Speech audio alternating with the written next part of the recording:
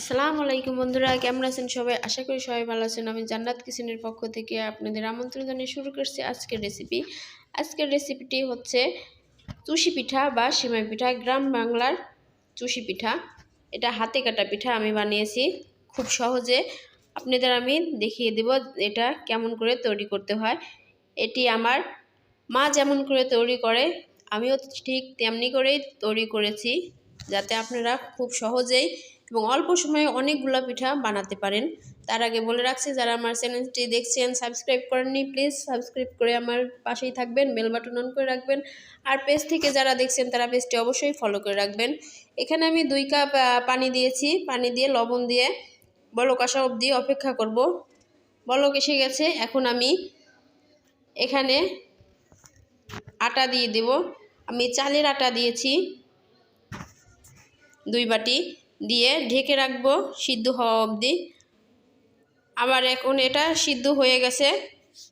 এখন আমি এটা নেড়ে চেড়ে মিশিয়ে নিব, ভালো করে একটা ডো তৈরি করে নিব। এভাবে আপনারা নেড়ে চেড়ে মিশিয়ে নেবেন। তারপরে আমি 5 মিনিট ঢাকনা দিয়ে ঢেকে রেখেছিলাম।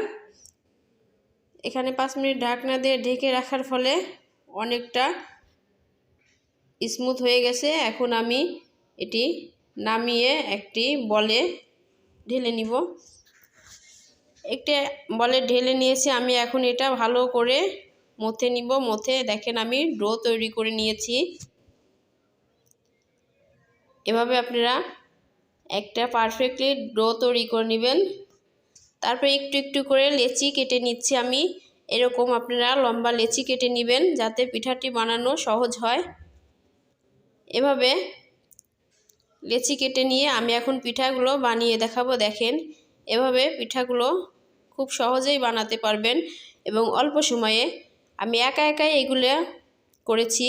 আপনারা যদি বাড়িতে অন্য কোনো সদস্য থাকে তাদের দিয়ে লেচি কেটে আপনারাও খুব তাড়াতাড়ি বানাতে পারবেন। দেখেন আমি অনেকগুলো পিঠা বানিয়ে নিয়েছি। এরপর আমি চুলায় 1.5 লিটার দুধ বসিয়ে দিয়েছি।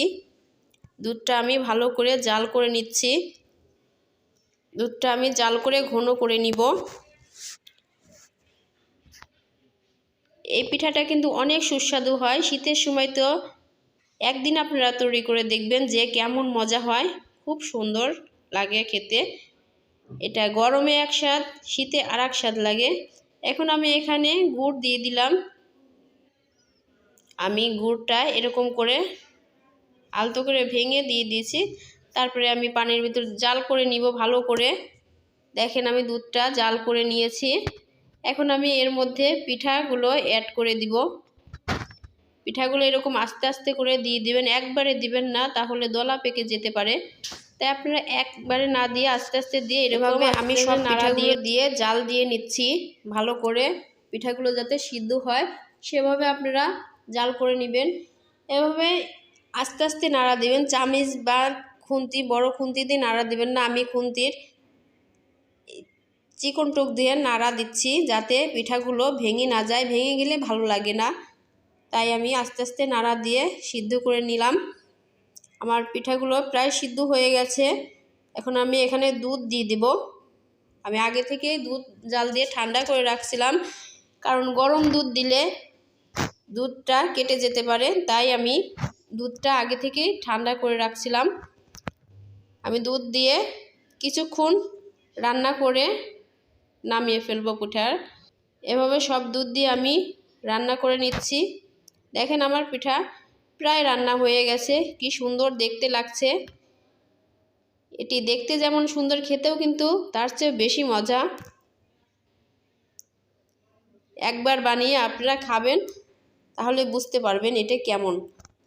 আর আমাকে কমেন্ট লিখে অবশ্যই জানাবেন এটা কেমন হয়েছে।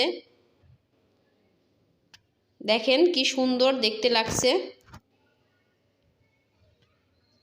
এটা আপনারা বানিয়ে অবশ্যই খাবেন আর আমার পাশেই থাকবেন।